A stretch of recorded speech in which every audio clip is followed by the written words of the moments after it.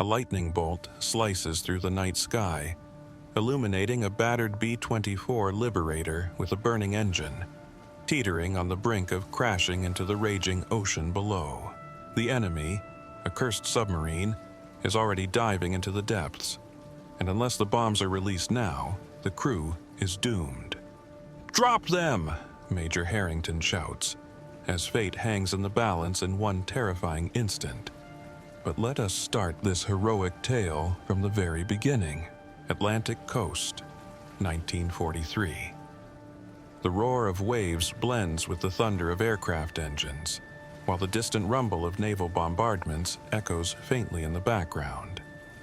Heavy, leaden clouds roll across the sky, foretelling an impending storm. "Major, do you see that?" Lieutenant Dave Carlson's voice cuts sharply through the tense silence.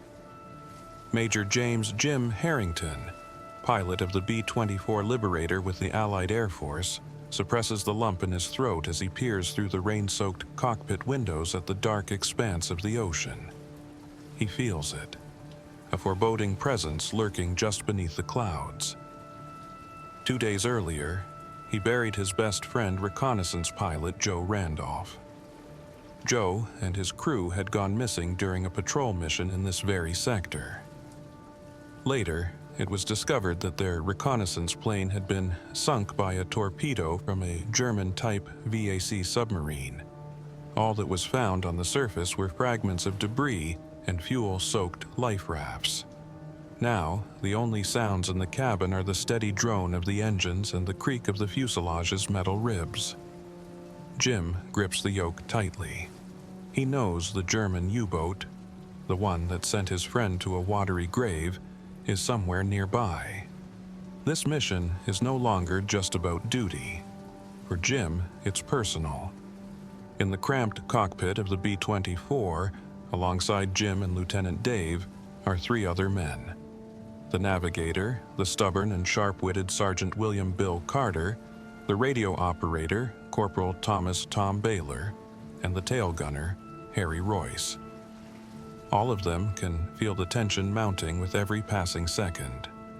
Though the mission is officially labeled Patrol and Neutralization of Enemy Submarines, the crew knows better. For Jim, it's a hunt fueled by vengeance.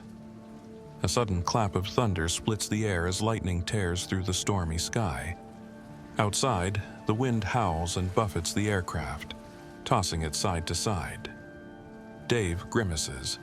The turbulent weather is far from ideal for flying, but Jim, transfixed by his sense of duty, holds steadfast to their course. "Major, radar contact," Tom shouts, his voice rising above the drone of the engines. "Possible target bearing 270, distance 10 miles. Prepare for engagement," Jim orders, his voice clipped and fierce. No one questions him. They all understand that this mission is different. No one dares to stand in the way of Jim's determination to find and sink the submarine that took his friend's life. Outside, the storm rages harder, the plane jolting under the assault of the elements. Yet they press on, heading straight into the heart of the tempest. Events spiral rapidly and inevitably.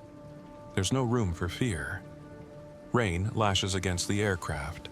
The mechanics groan under strain, and each crewman hears the pounding of his own heartbeat in his ears. Amid the chaos, Jim feels only one thing growing within him, an unshakable desire for revenge. The rain falls in a dense, impenetrable curtain, reducing visibility to mere hundreds of meters. Streams of water trickle along the rivets of the drenched fuselage, and it feels as though the entire plane is vibrating under the assault of powerful air currents. The radar has picked up a faint contact, but the exact coordinates remain elusive. The crew stares intently into the darkness, straining to spot even the slightest silhouette. Sergeant Bill Carter sketches a rough course of the target on a worn paper map. "If it really is a submarine, we need to strike before it dives," Bill mutters, his voice tinged with urgency. "It won't be easy in this weather. Dave adds, wiping sweat from his brow. They've got torpedoes ready, and all we've got are depth charges and 2 machine gun turrets. I doubt they'll sit still and wait for us. Jim glances at the photograph of his friend tucked into his pocket. It soothes him and yet stirs the raw ache of loss. He can almost see Joe smiling on the airfield on the day of his final mission. "I'll get them for you, brother," he whispers, his voice trembling faintly on his lips. Suddenly, Tom's voice shatters the tense atmosphere. "Sir, I've got a solid radar contact. The target is moving southwest at periscope depth. We need to act fast." Jim tightens his grip on the yoke. The storm buffets the heavy B-24 with relentless fury, tossing it from side to side.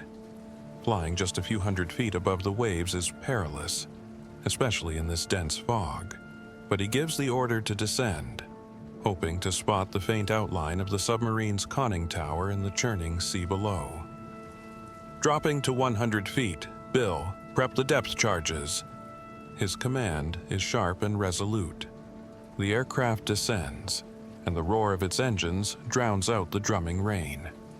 Below them, the waves appear like leaden mountains, each crest threatening to swallow the plane whole. As the B-24 lurches with every gust of wind, vibrations ripple through the fuselage. Sky and sea blend into a single gray mass, erasing the horizon. The tension inside the cockpit is palpable. "Major, we've got serious crosswinds," Dave shouts over the noise. "If we go too low, we might clip a wave crest." "There might not be another chance," Jim snaps back, his teeth clenched. "We have to try for Joe."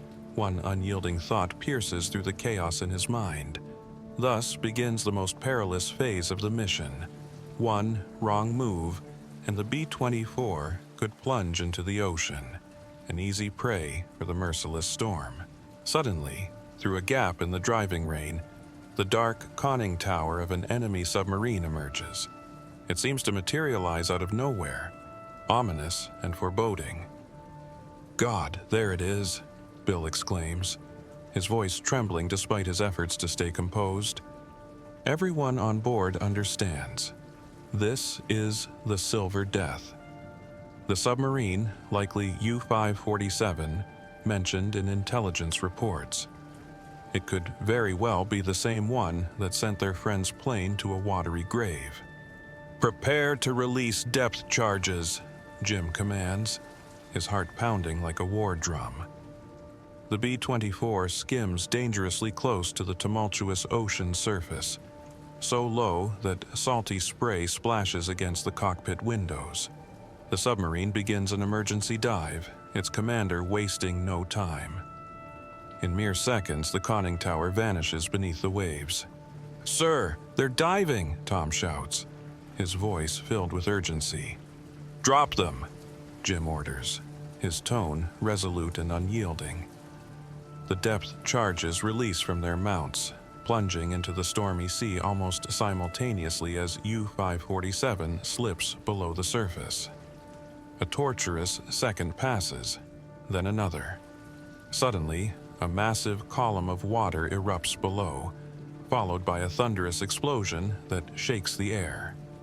Once, twice, 3 times, a series of detonations rattle the aircraft, tossing it like a toy in the storm. Did we hit it or not? Dave peers through the chaos, straining to see through the swirling foam and debris below. Steam and fragments obscure the surface. The aircraft jolts violently as a muffled thud reverberates from the right wing. One of the submarine's fragments appears to have struck the fuselage.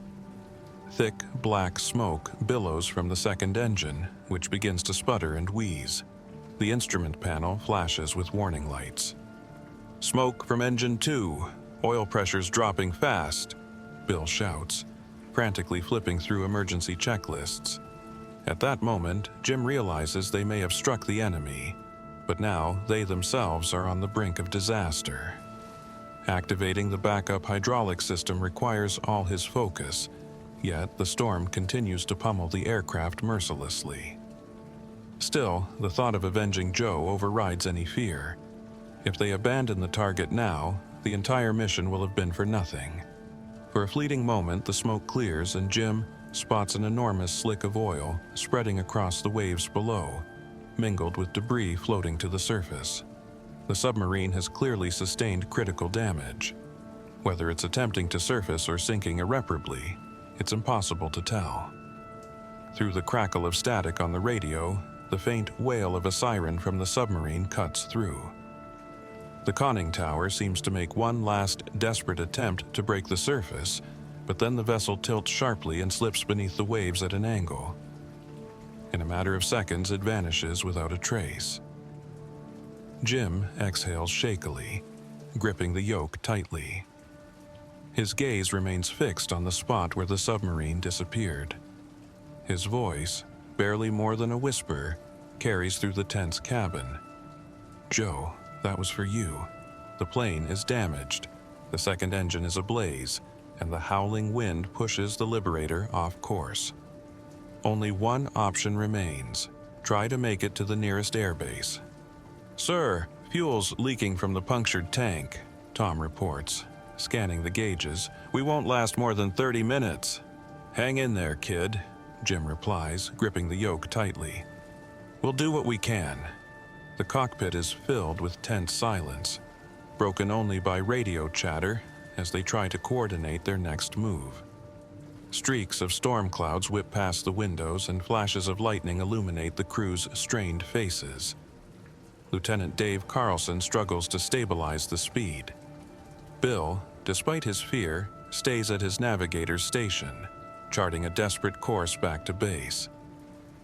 Harry Royce, the tail gunner, clings to the handrail in the rear turret, no longer manning his guns but scanning the skies nervously, bracing for the storm's next blow.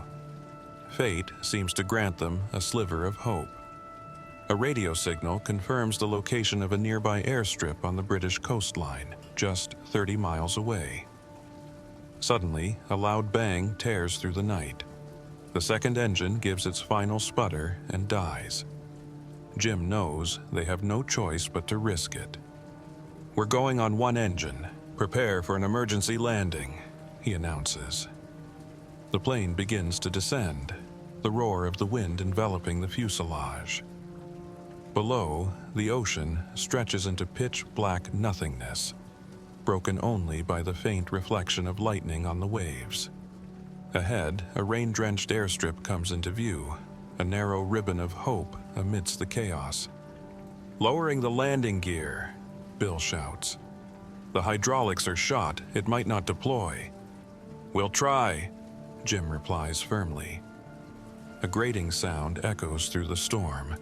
The landing gear struggles but finally locks into position, though not fully secured.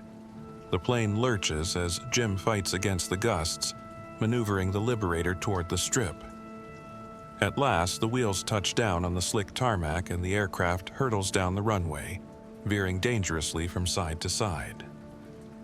The smell of burning oil fills the cockpit, and static crackles through their headphones. But somehow, miraculously, the B-24 slows to a stop, its nose tilted upward, rain cascading over its battered fuselage. A heavy silence falls over the cabin, broken only by the creak of the hatch as it opens. The crew, stunned and exhausted, climbs out into the downpour. Ground personnel sprint toward them, extinguishing the flames, licking at the damaged engine. Jim removes his flight helmet and turns his face to the cold rain, letting the water pour over him. He can't find the words to speak, but a sense of profound peace washes over him. The mission is complete, and the memory of Joe, while still painful, no longer weighs as heavily on his heart. After the harrowing landing, Major Harrington and his crew spent the night in a local infirmary. By morning, intelligence officers arrived with confirmation. Debris from the German submarine had been found at the attack site, and it was determined that the vessel had sunk with no chance of resurfacing. For Jim, it meant one thing: justice had been served. A few weeks later, the entire crew was awarded the Distinguished Flying Cross for their courage and the successful destruction of the enemy submarine under severe weather conditions. The B-24 was repaired and returned to service for the autumn patrol season. Jim was eventually reassigned to a training center, where he taught young pilots the art of anti-submarine patrols. Dave remained his loyal co-pilot, while Bill continued as a navigator and rose through the ranks to become an officer. Harry Royce, the tail gunner, married a year later and returned to civilian life, often recounting the storm and their miraculous escape until his final days. The crew's feat was shared at military briefings, though official records remained classified until the war's end. For the heroes themselves, this mission would always be more than just a combat operation. It became a symbol of camaraderie, courage, and personal vengeance. A vengeance born of the pain of loss and fulfilled in the name of a friend taken too soon by the unforgiving Atlantic depths.